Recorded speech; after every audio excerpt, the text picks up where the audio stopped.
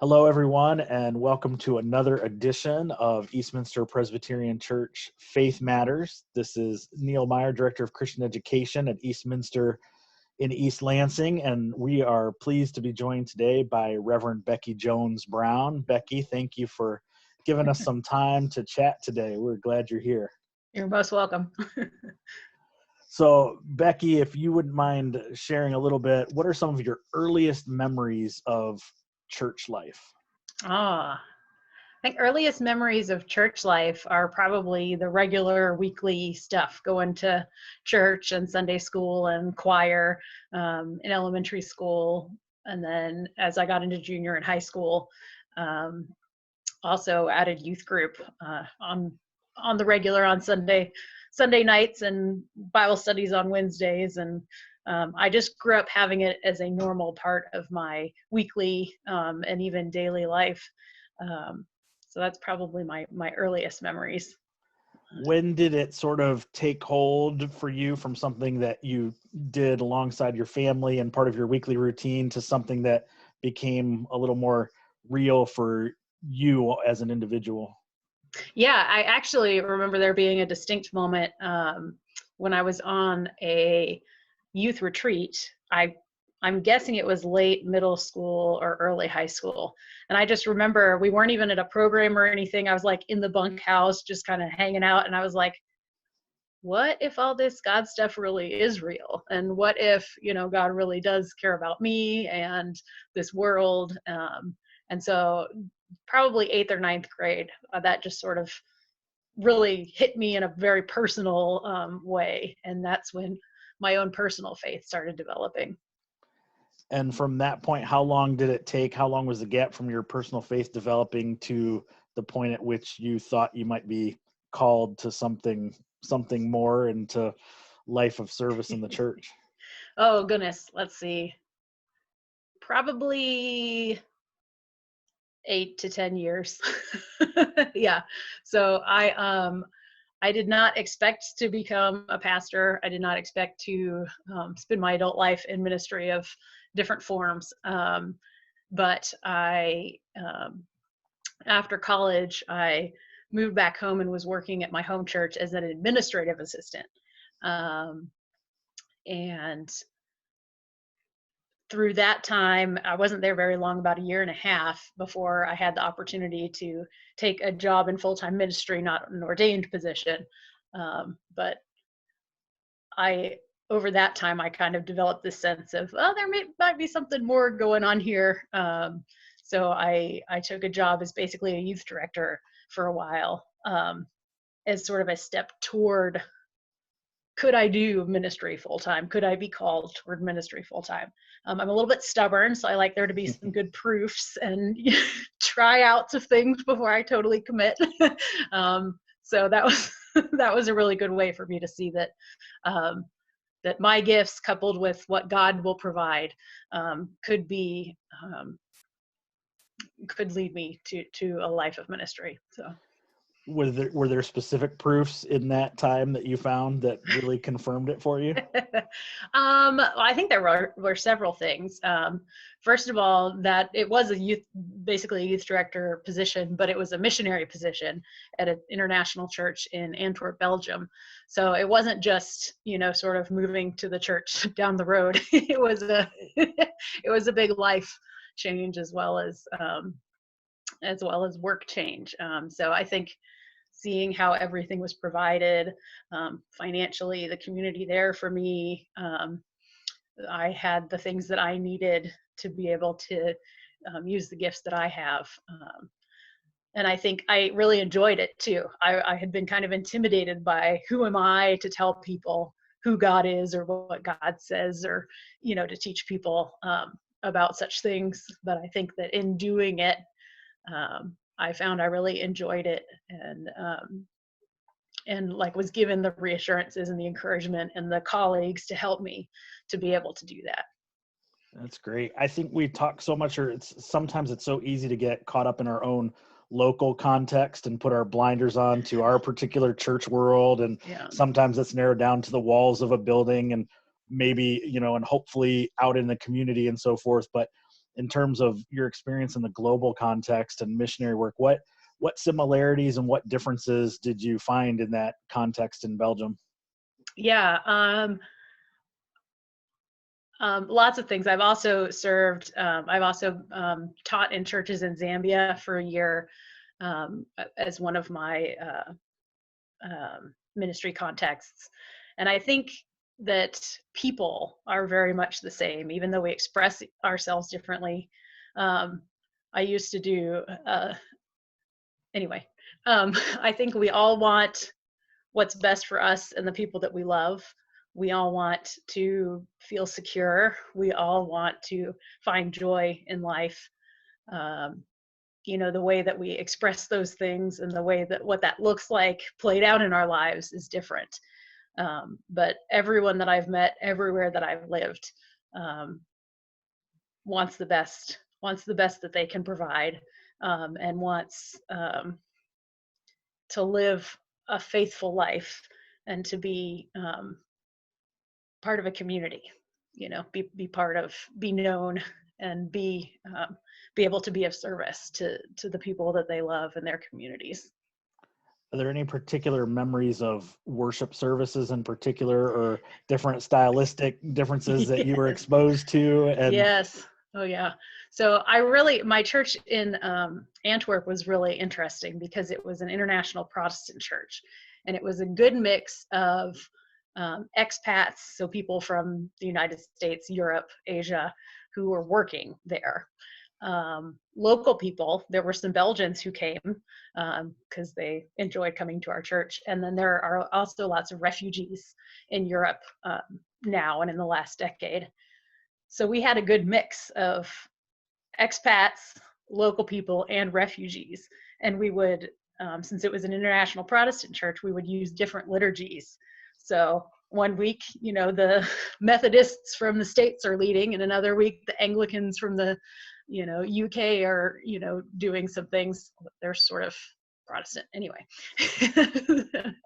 And another, some folks from Nigeria would share a song, so it was a really rich environment, because you're all out of your own element.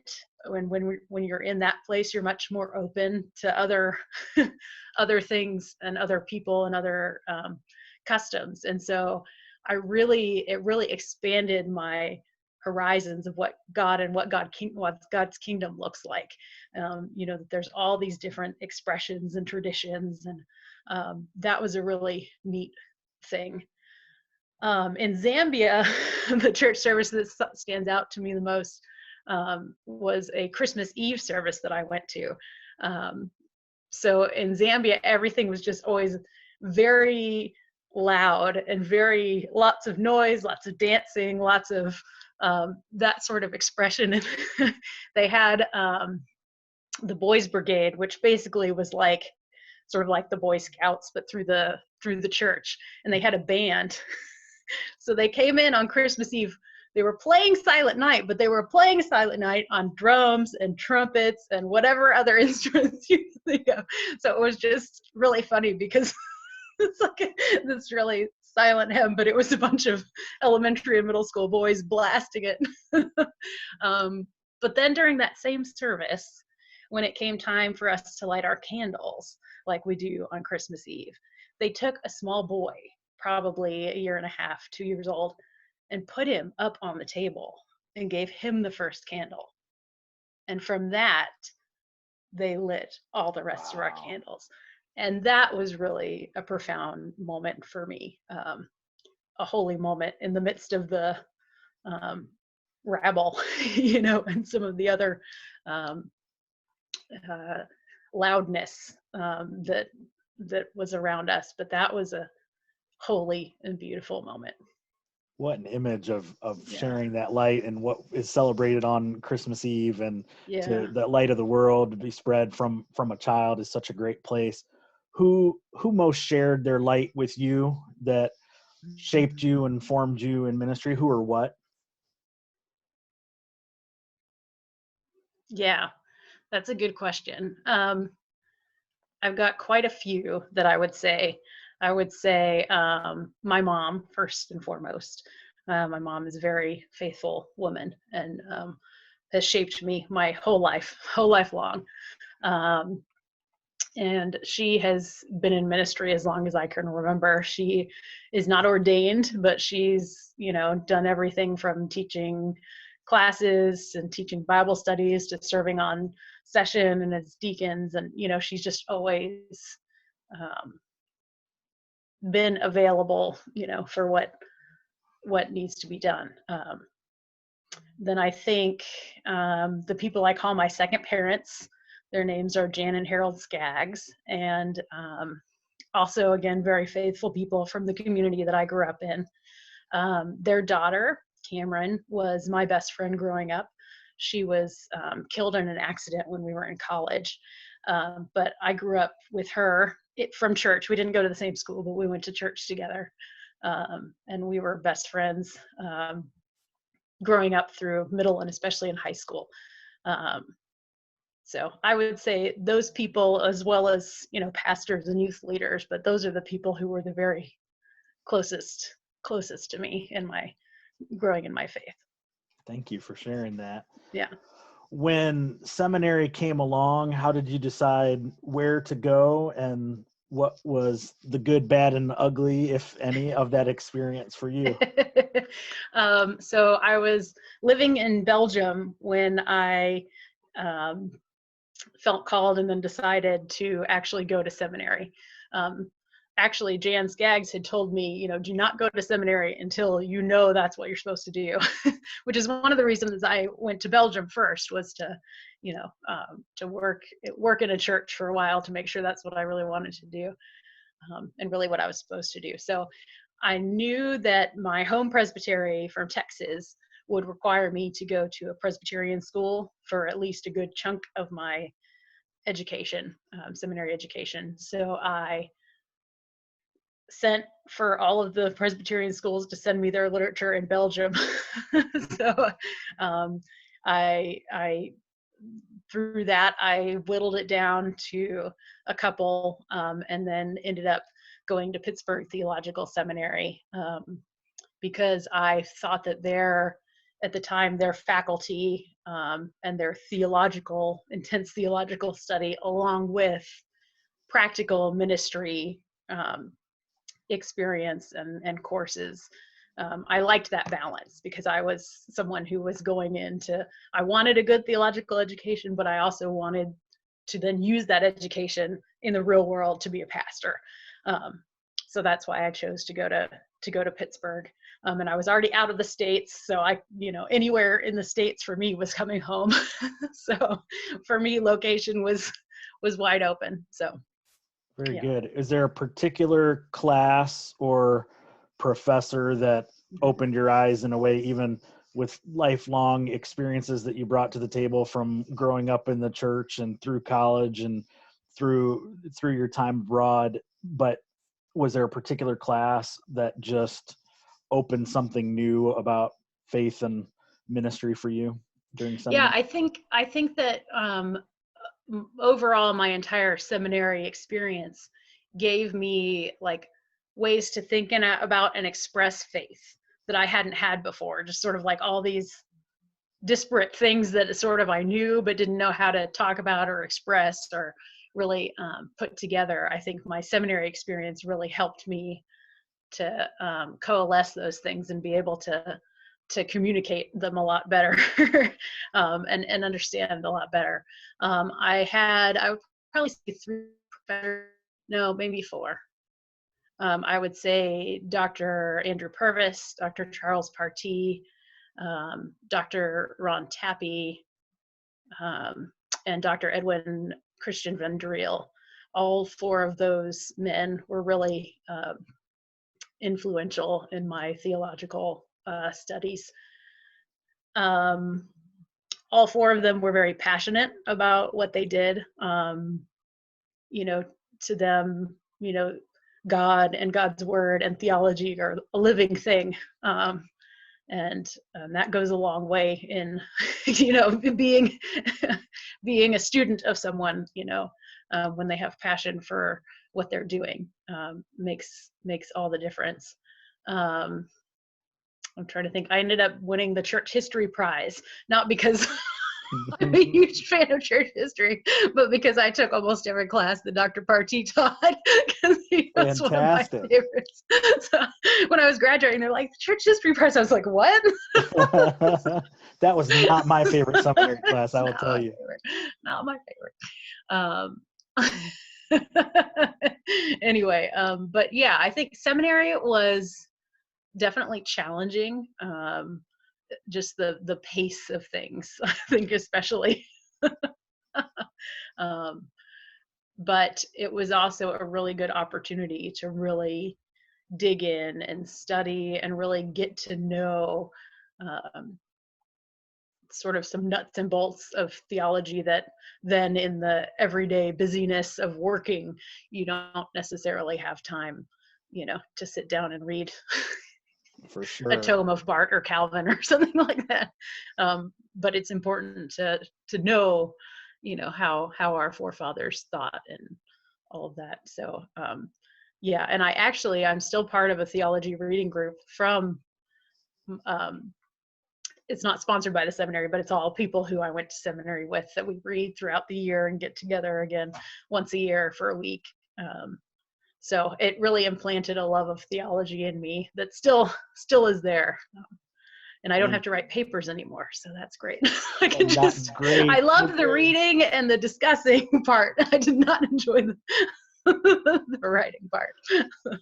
So speaking of theology and going back to the experiences you've had both in the United States and internationally, what do you feel like we get right and wrong? I think so many times it's easy for us as in our American Christian context to say, mission work, we're going to go over and do something and teach something and be something for somebody else that they don't know how to do.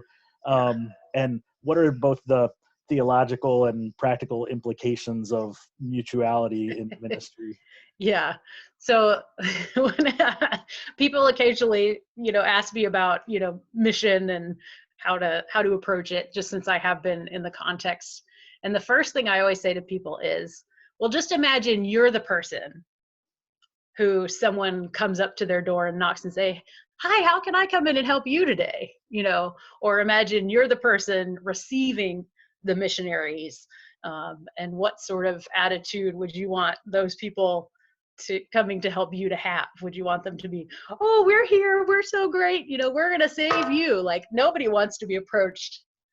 Not many people want to be approached in that method. And so I think that we've, especially in our global context these days, I think, like you said, mutuality, partnership, relationship, even if you are showing up somewhere to paint a fence or whatever, you're not better than the people that are there because you have more resources or because, you could buy a plane ticket. It's, we have different gifts in our lives, but those are still people like you and me, like we were talking about at the beginning, who, yeah.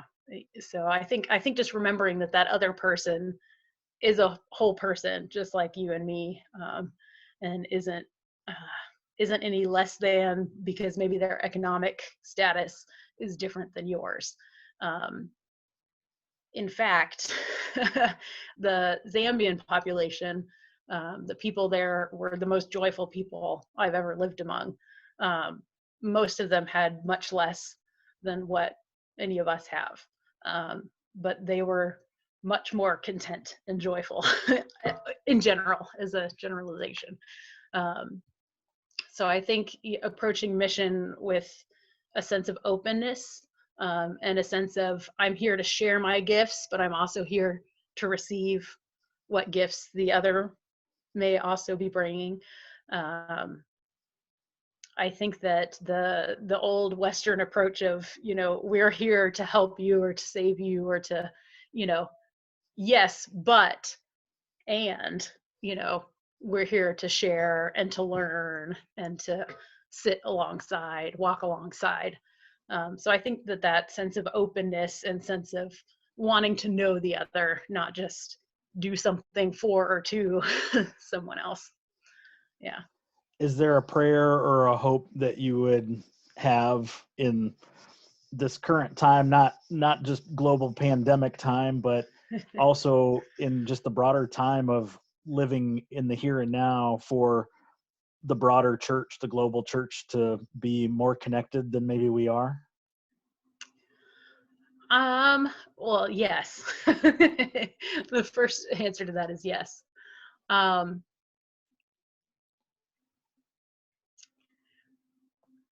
I think if we would start our encounters with one another in prayer and worship instead of theological or political debates, because yes, there's lots of politics in the church.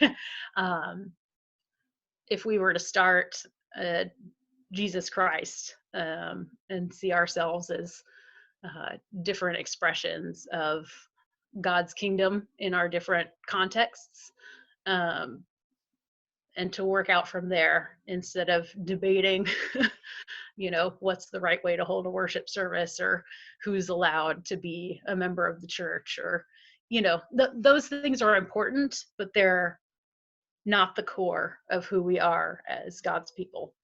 Um, and then I think just having of your own culture, being outside of your own faith community, and being in someone else's, um, or even being together like in Belgium, where everyone's outside of their their own comfort zone, and having to find a way to be the church together in that context. I think that for me, those have been really rich experiences. And so, and you don't necessarily have to go abroad to do that. I'm sure you can find people in your own neighborhood who are not like you, in the way that they express their faith. And if we were to approach each other with curiosity, instead of with I don't know what the word would be, hesitation or fear. If we approached each other with curiosity and with openness, not everything that someone else does is going to be right, just like not everything I do is right. But we can learn a whole lot from each other when we have that attitude of openness and wanting to learn. Absolutely. Thank you. Are there particular scriptures that have continued to capture your imagination or shape who you are as a person of faith through any point along your journey? Yeah, so yes. Again, yes. I would say the Psalms have always been very meaningful to me. um, I've had very happy moments in my life. I've also had very difficult periods in my life. And especially in some of the more difficult times when I didn't feel like I could pray, I could read the Psalms, especially some of the Psalms of Lament, um, and feel like I could still, my voice could be carried to God in that way. Um, so the Psalms are very near and dear to my heart. Um, I believe that whatever you're feeling, the Psalms can give you a door to talk to God about where you are, and what's going on, especially if you can't find your own words. So I really have a love for the book of Psalms. Um, be joyful in hope, faithful in no, be joyful in hope, patient in affliction, and faithful in prayer is also one of my favorite verses. And then I think the Gospels, I always come back to the Gospels, just to try to I believe that Jesus Christ is the truest, fullest picture and representation and view we get of God. And so I like to go back to the life and teachings of Jesus Christ, um, as a major touchstone in, especially when I'm feeling like what's going on, and what's God doing, and when I feel like I need a clearer picture to come back into focus. I look back to the Gospels. Yeah, but the whole thing's good. The whole thing is good. But I would say those are probably the two places that I look to the most. When you ask that theological question you just named of what's going on, or in those in-between times, wherever life sends us, in those in-between times when it may feel like faith's harder to hold on to, or not as easy to see as clearly as we might want to see in our own timetables and ways, what would you say are practices that people can use in those times of unknown and waiting? Yeah. The first thing I would say is that remember you're part of a community and you're part of a family. And I don't believe that faith is just a one-on-one thing. I think that the one-on-one aspect is important, but I think that to remember that we're the people of God, we're the family of God together. So there have been times in my life when other people have had to carry my faith for me. Other people have been praying for me, when the most I can do is make it through a day. So first, I would say reach out to the people around you who know you and love you and will carry you. Then I would say, Psalms. I would say go find a psalm that is expressing where you are. It took me a long time to learn that it's okay to be mad at God sometimes. God can take it. And to find a way of expression that works for you, and you may be able to do that yourself. You may need some guidance from Pastor Kristen or other wise people that you know yourself, but that to remember you're not alone. It's not just you, that you're part of a community and a family. And it's hard. That waiting time is hard. I'm still sort of in a little waiting time myself, due to health reasons, not working, not knowing really what the future's going to look like. And it's a hard place to be, and just finding ways that you can cultivate some joy in your life and that trust in God's provision and goodness, even when we can't see necessarily where it's leading us. But that my number one would be to reach out to those around you, and then to find a way that you can be expressing yourself. Whatever that expression is, it's okay. I think God values an honest expression more than a polished, pretty one, in my opinion. So, to find those places where you can be real and raw, I think that's important.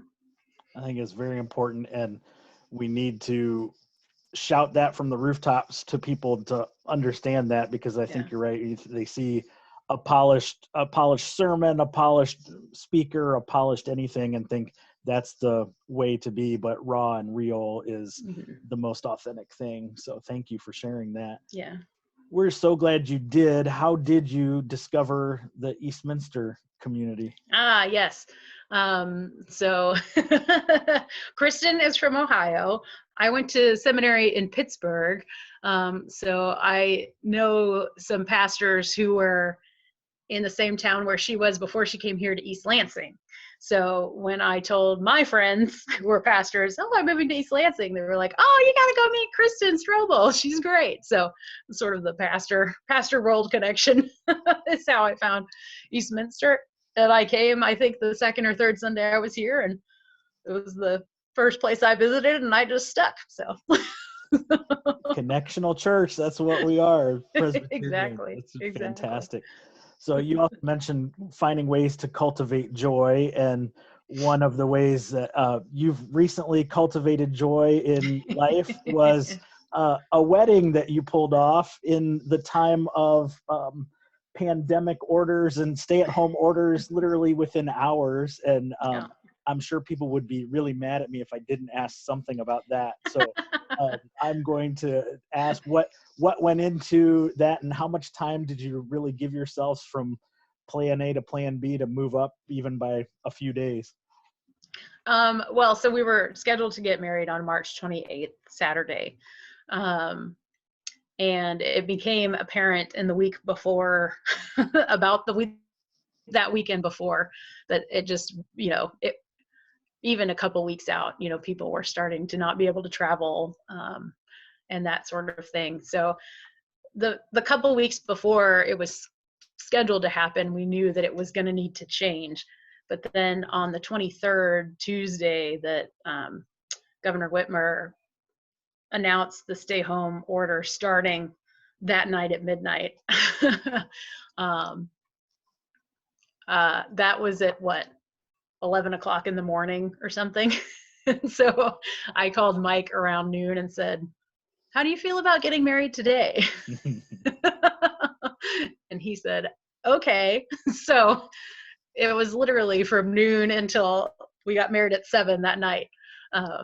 So that's what happened. But I wanted to get married in the church. I wanted to still be able to have the photographer and videographer come. If we had to do it later, we would have ended up just doing it probably in my brother's living room, which would have been okay. But doing it in the church, we could have it on Zoom or on the Facebook Live, and let people be able to join in that way, and still have some semblance of the of what we had planned. So we were still able to have the wedding ceremony that we wanted to have. Not everyone was there in person, but we were to be able to still have that. I think, and also to honor the governor's orders. So really I literally called Mike, called my family and his family that live immediately here in town, and drove over to the church and started decorating. So it was pretty wild. And now a story of a lifetime to hold on to from that experience. Yeah. So Goodness. I want to wrap up our time here shortly, but with all the experiences and places you've been, what is it, if you had to boil it down to a few sentences or paragraph or so, what is it that matters most to you about your faith? That's a good question.